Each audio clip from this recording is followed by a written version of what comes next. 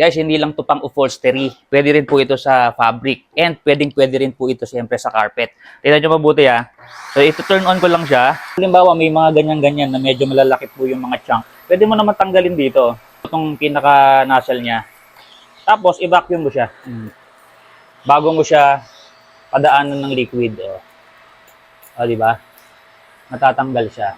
O, di ba? Tapos, saka mo siya ngayon, padaanan ngayon ng ito nga, pang-spray. So, sprayan natin para talagang mas luminis yung carpet nyo. Nga pala, may kasama na pong solution yan. Pwede nyo ilagay dito sa container ng tubig. Ayan. So, yan, may solution na yan. Tapos, tingnan nyo mabuti pagka dinaanan ko. Kitang-kita nyo naman. Brushin mo munang ganyan. Talagang makukuha niya lahat ng dumi dyan. Napakasimple. So, hindi lang lilinis yung carpet, mamatay pa yung mikrobyo dahil dito sa solution na to nakasama. Tingnan nyo mabuti, nasisipsip yung dumi.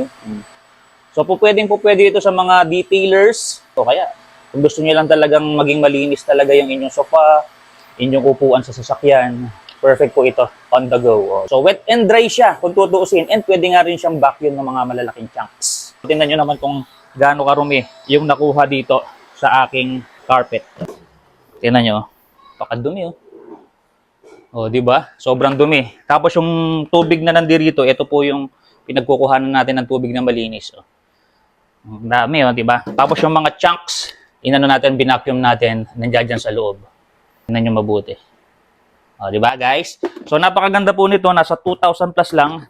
Pwede nyo nang i-check out dyan sa Yellow Basket. Feel free to check out po.